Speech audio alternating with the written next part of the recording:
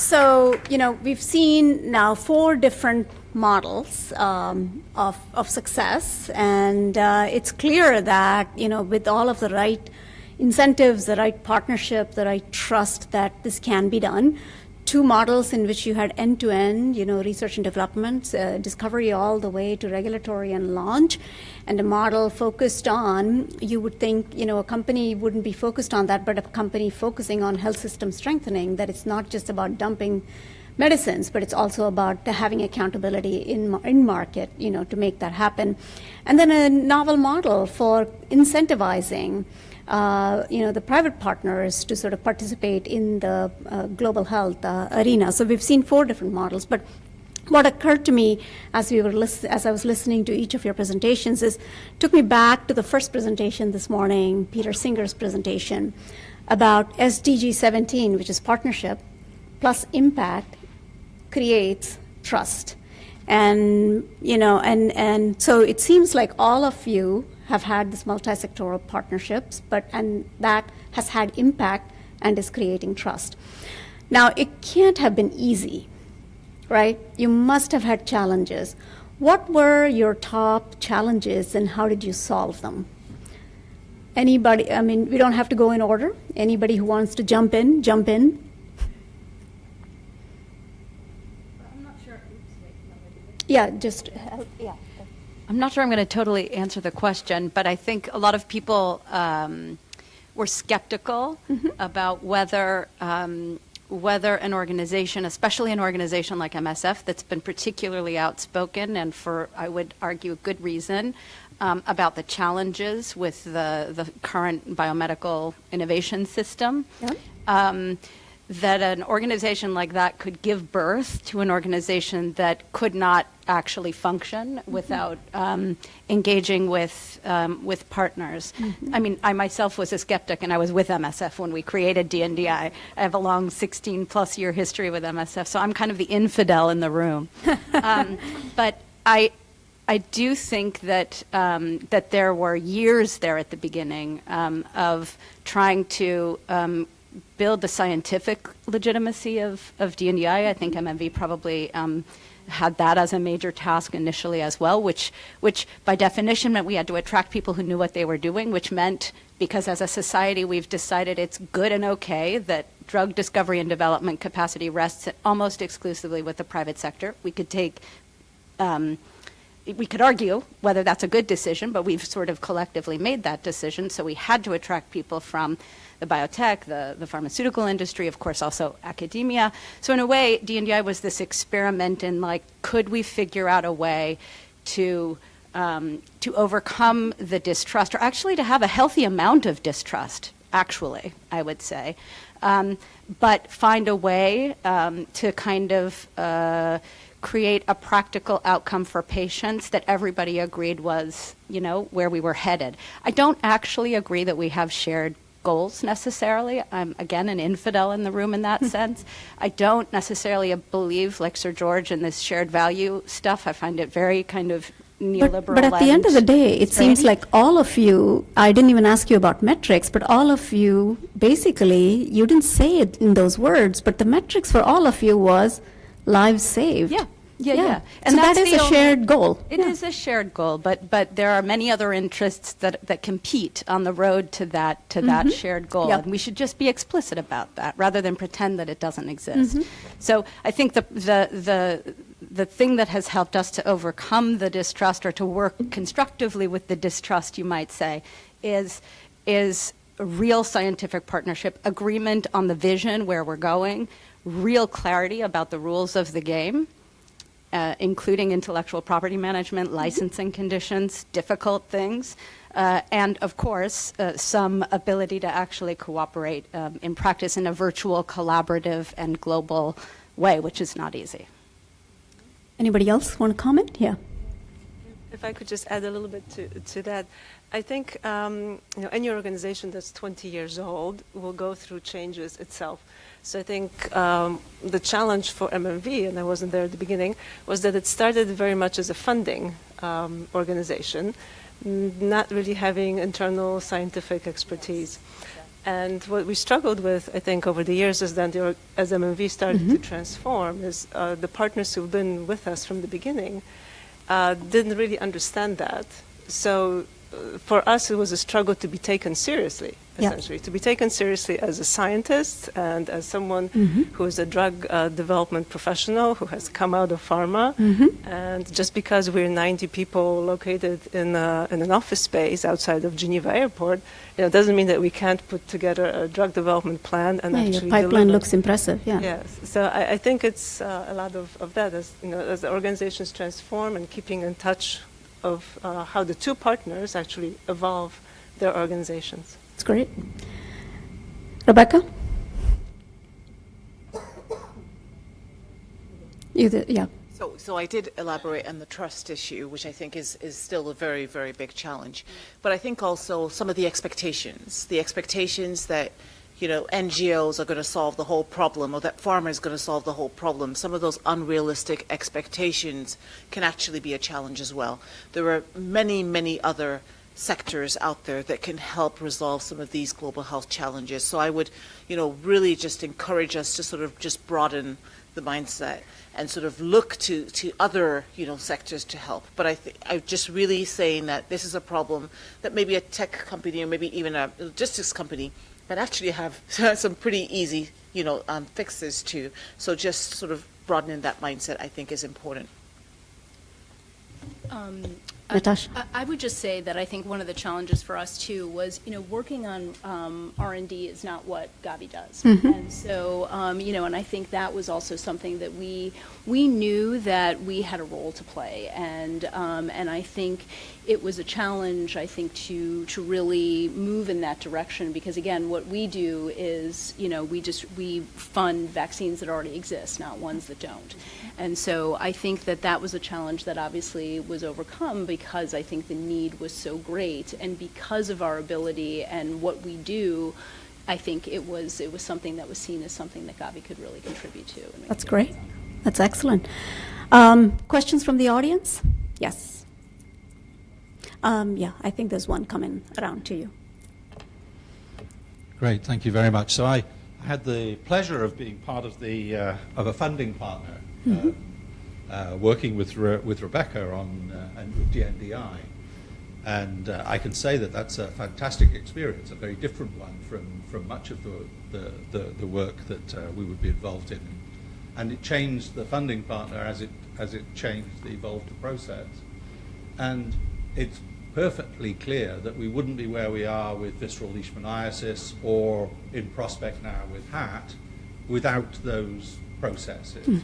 And that listening to all four of you, I have to say, it's been what a great end to the day. It's really, really infusing and exciting because of the level of commitment that comes across and because of the special effort, the thinking through that was necessary to pull that together. 4 diseases, 4 different, I'm just saying 4, but I mean, it's 4 different models, 4 different ways of thinking about it. I mean, my view is that these terrible, relatively rare threats to poor people that we're talking about here would be ignored without this kind of energy and without this kind of innovation. How do we foster that? I mean, I think it's fantastic that the National Academy of Sciences has brought this discussion together.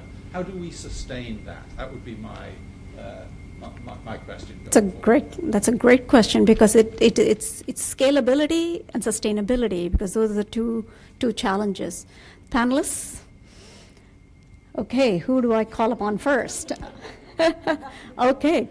I'm happy to go. The infidel in the room. The infidel in the room. I should actually acknowledge that MSF, WHO, the Ministry of Health, and DRC have been totally central to the sleeping sickness success, but also the Bill and Melinda Gates Foundation and Sanofi, which is the industrial partner on this. Super important to mention that none of that would be possible without those partners. The sustainability, how to sustain, how to bring to scale. I don't know, but I'm just tired of talking about it in the way that we have traditionally talked about it. I think the days of as you rightly pointed out, communicable diseases affect low and middle income countries, non-communicable diseases affect rich countries. We have this developing, developed kind of divide. That was the world we were in 20 years ago. That's not the world that we're in today. Also, as we know, the world of all the rich countries being the donors that are going to continue to give to Gavi and the Global Fund and UNITAID and so forth to sustain all of this subsidization that is happening effectively, those days are also over. The golden era of global health is over. The rise of nationalism is serious and real. And global solidarity and multilateralism is in very serious peril. So what do? I think the only answer to that is somehow to change the minds of those that don't believe in multilateralism or global solidarity, sure, but that's like a generational thing. How, in the meantime, do we build the capacity in the countries that are affected by all of these different diseases to actually lead us?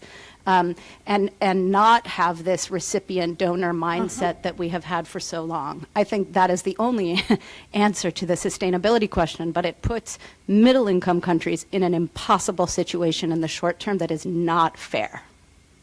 Thank you. Rebecca? From my point of view, how do you sustain this energy? So I really think you can sustain it when you measure. When you do an M&E and you measure the impact, and your impact shows that you're really positively impacting society, saving lives, making sure that patients in poor countries can lead productive lives. I think that when you can actually do that, there is a really feel good effect that you have, and that in turn sustains this energy. So I think it's important to measure, to really show how that this is working, and that's how you maintain it. I also think that in my case, at least in the case of Novartis, in the case of companies, basically, your employees will force you to sustain these efforts. You simply have to. So simply measuring, showing that you're having a really positive effect, and I think that then that maintains and sustains that energy to continue the work. Yeah, it's similar to what Peter Singer said this morning about success begets success, and then it becomes this virtuous cycle. Yeah, right. So, but it's a great point, and I think what you talked about, which with respect to employees, I mean, in at least in the private sector, when we do these sorts of things, the employee engagement is just phenomenal. And then employees come to you with ideas to say, hey, we've just found this new thing, a new mechanism of action for such and such. And then how can we take this? I know that even if we don't want to invest in it, can we go to a public sector, partner? Can we go to, And if I can just add to that, adaptive RD&D, which is basically, and we're doing this with GARD-AP, which is, basically we have a drug at Novartis has been there for a lot of years, and then we're told by our partners we need a pediatric version of it. And the amount of enthusiasm with my development colleagues is incredible. So, success begets success, and employees wanting to help to find a solution is real, is very true. Did you want to add something? I just wanted to add on to something that Rachel said, which is, about countries, themselves, being leaders. And I think they are. I mean, I think that, one of the things that we, and in fact, I think it was at the last NAS discussion, that was around sustainability is around what countries are doing themselves to support their own immunization programs. And, there's been systems in place that Gavi has to basically make sure that co-financing happens by all the countries. But what we're starting to see is countries basically being able to take over the financial sustainability of their immunization programs on their own. And I think the more we can talk about that, the more I think attention it gets, and it really talks about country leadership. And if there are places where we can support them through technical assistance to continue doing this work, I think that really sends a good message. And I think if we talk about that more, again, going to the measuring point, if we talk about what countries are doing for themselves and really taking leadership on these issues, I think that actually helps, interestingly enough, continue funding. That's an excellent point, Natasha, because often the narrative is that countries are, it's a never-ending, saga. So to showcase, where countries are actually taking ownership and doing well, and would be useful to highlight. And I think those stories don't get told enough. Other questions? Yes. Lots of questions.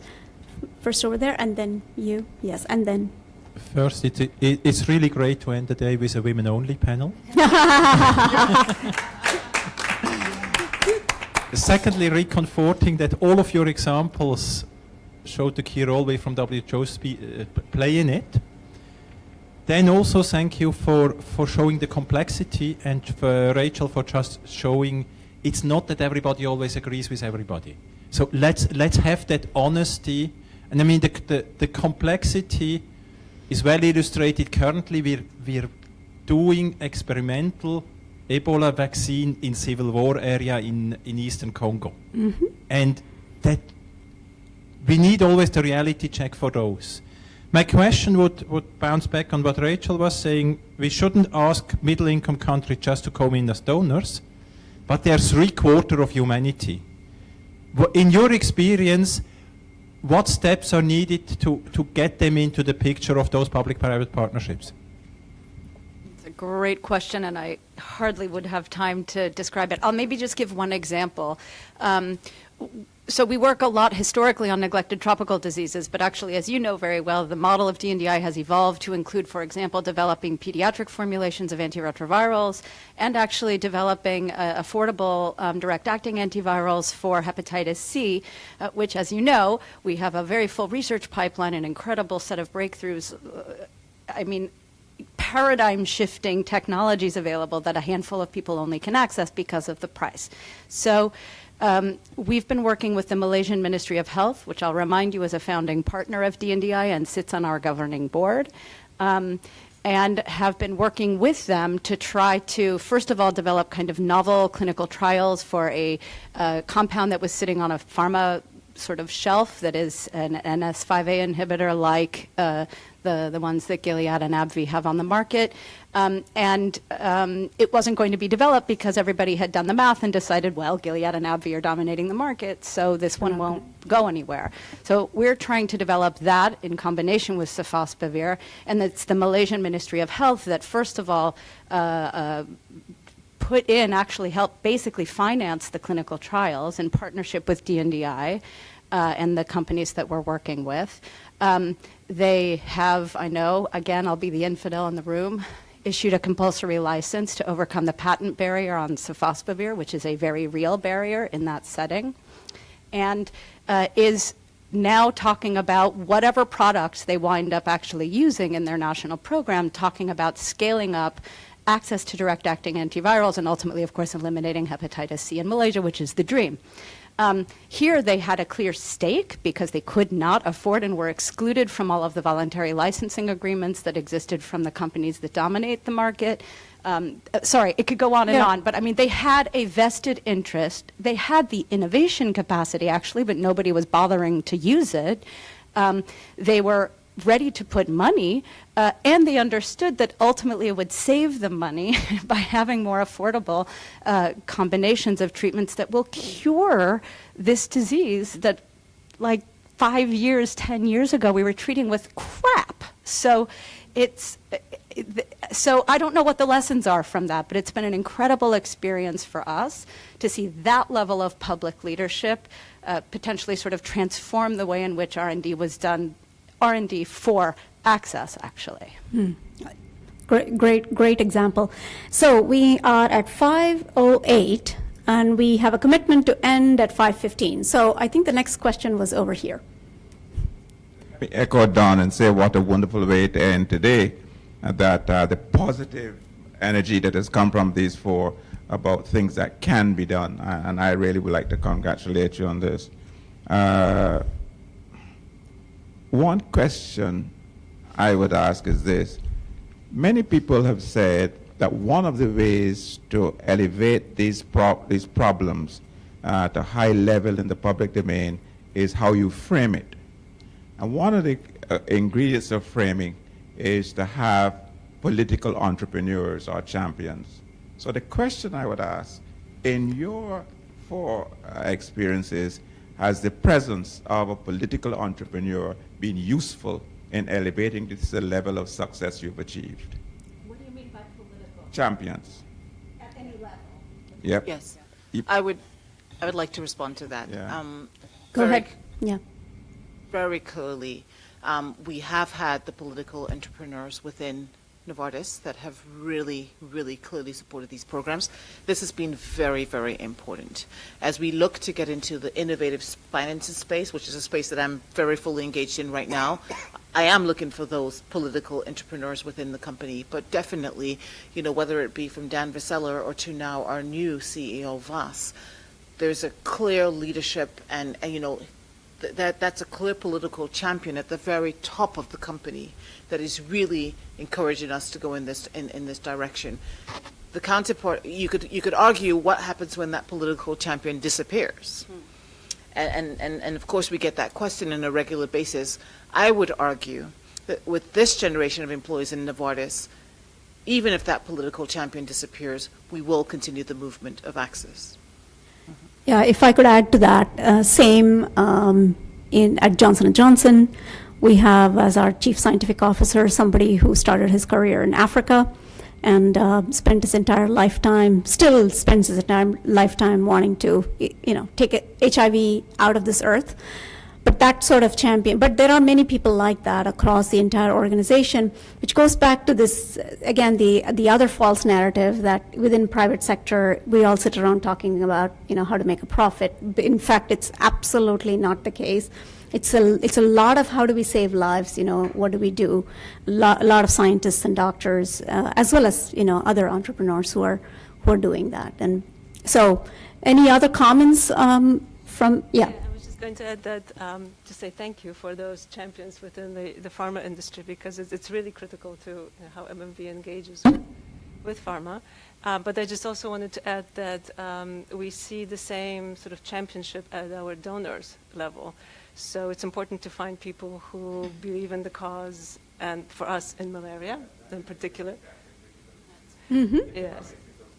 Legend has it that one of the successes of the neglected diseases was President Carter. Mm-hmm. And President Carter's influence was really, really important in the United States, putting the money it has through SAID. So is that kind of champion to which I was referring? Yeah. I agree. I wholeheartedly agree with you in champions elsewhere. We can even say George Bush in terms of PEPFAR. Yeah. Very few people talk about that, but yes. Absolutely. I was just going to make that point that, I think that the political leadership at the highest levels has to be maintained. I mean, I agree with Rachel that, we were talking that we've been doing this for a really long time. And that golden era, in some ways, it's good because what was, initiatives and emergencies are now full-fledged programs that have billions of dollars attached to them.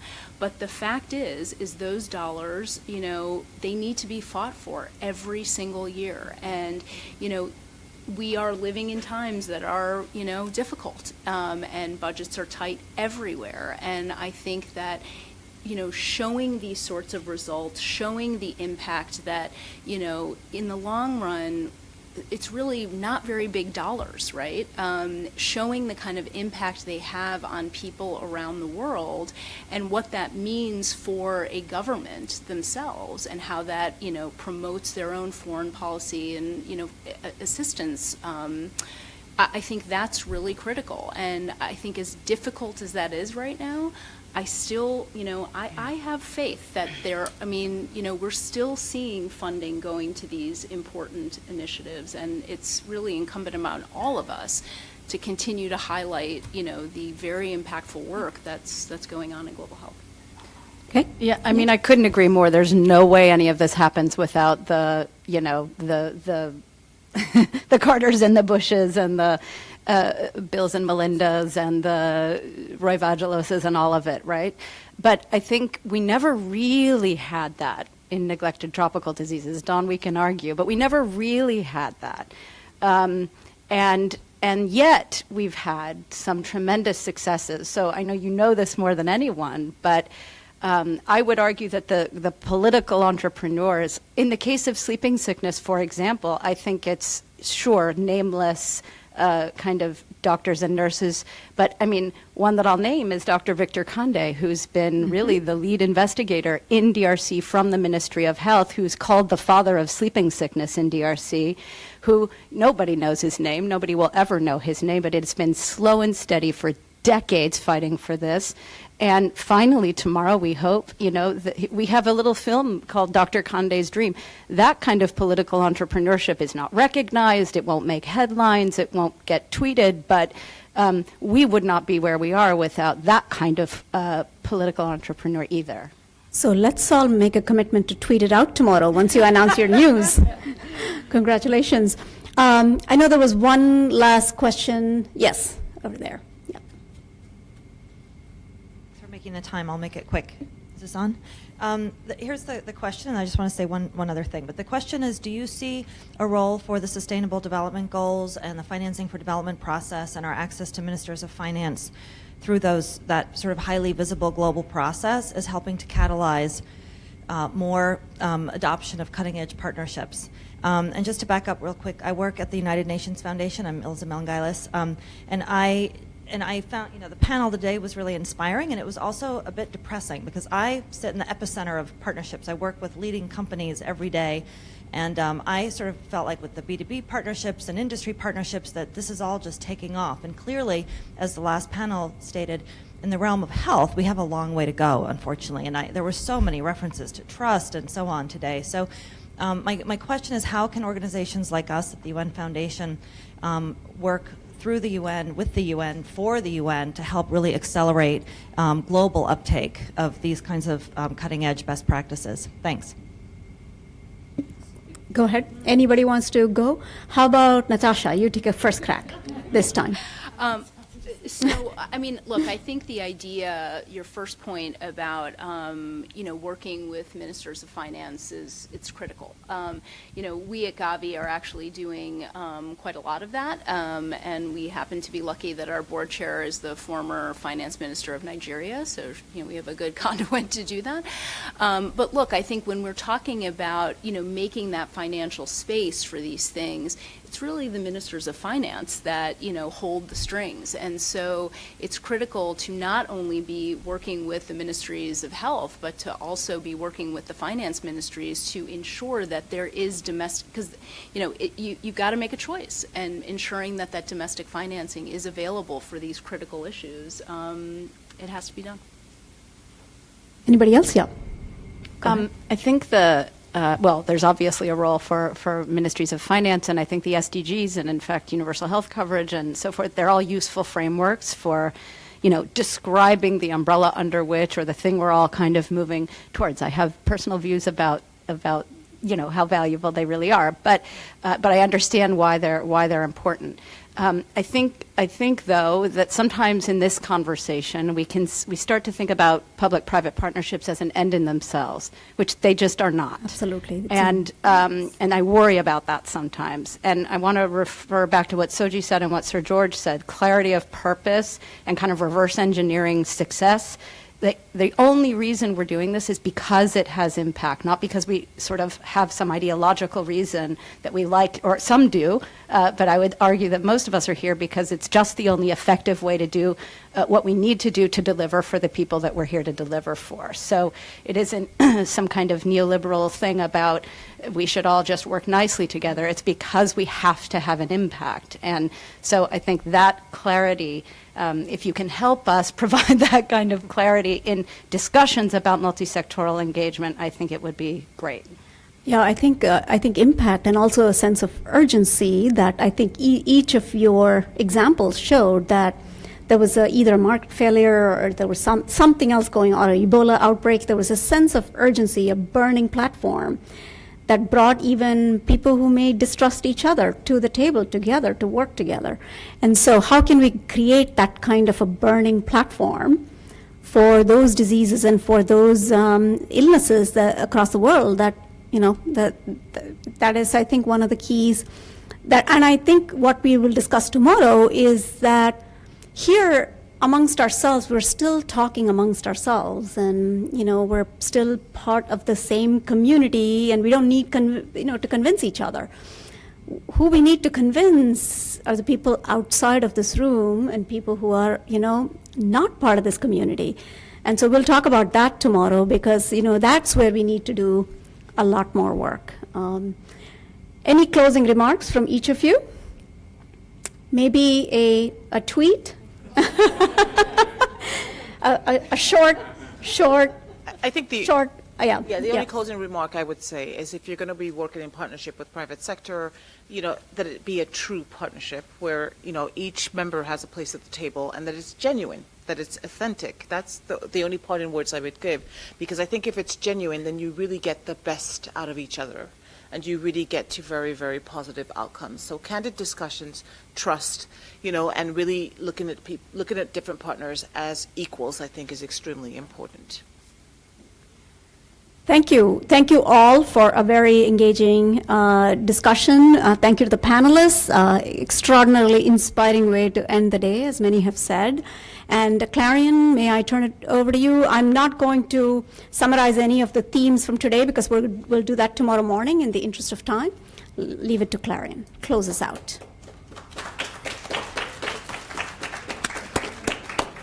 Seema, there are two words you never want to use around somebody who is in the oil industry, and you used it 5 times.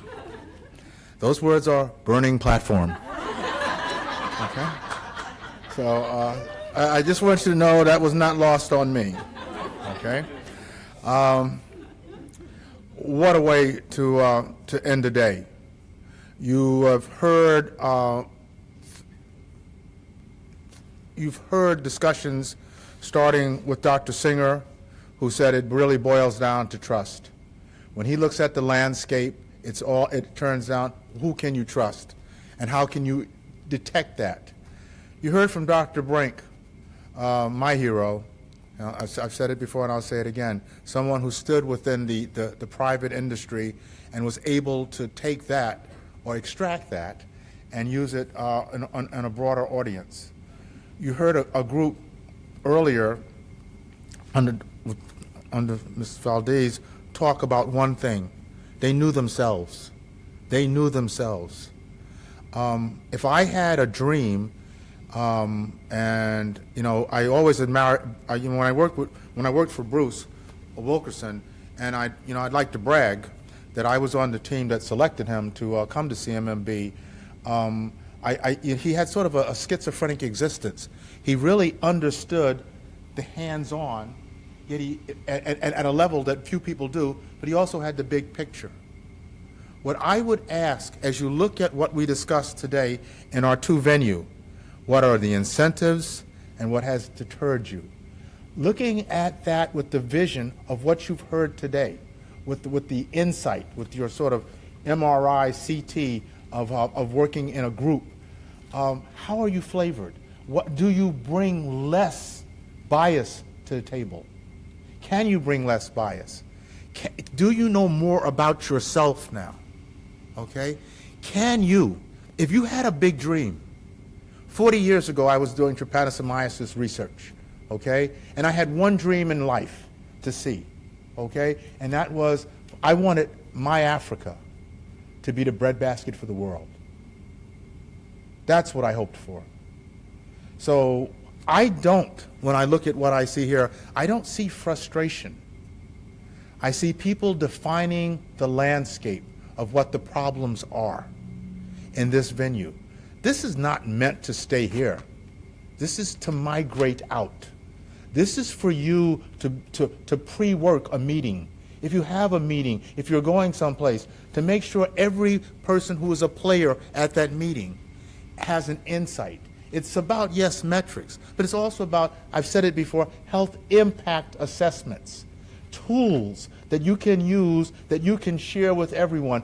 And you must never forget that if you want to get it done, it's not going to be the health minister, okay? If you had to guess who might be the next leader of the country, I'd bet on the finance minister, okay? So if it's going to happen, in that manner, that's the way it might go. So this will be up here for us as we enjoy the rest of our evening, sharing, talking, et cetera, and the other things that we do in these formats. But you now have, I'm going to be historical, you now have a larger Rolodex, having heard and met all the people here, and you can refer back to this meeting. And hopefully, a few new arrows in your quiver as you go about your own day-to-day task, saying that, I think I can do this. I think I can get past this. And remember one last thing. You're not alone. Sometimes, next week when you're sitting in the office and you're behind because you spent 3 days here and people are wondering where you were, why you didn't do this, why you didn't do that, you're not alone. Everyone in here has decided, for whatever reason, private sector, public sector, NGO, academic community, to do this. This is your choice. And I thank you for it. I thank you for the energy you've generated. I thank you for your transparency. I don't walk away from anyone I've heard here speak wondering what their agenda was. And Lord knows when I work and when I consult, I just say, oh, I know where that's coming from. But I now know where you're coming from. So thank you all. Thank you for what you've put in. And please enjoy the rest of the evening. And I look forward to seeing you tomorrow morning. We begin at 9 o'clock. And I want to thank my boss, Rachel, for all she's done helping get this off the road. And we'll be thanking the rest of the team and staff tomorrow. Have a great evening. Please get home safely. Thank you.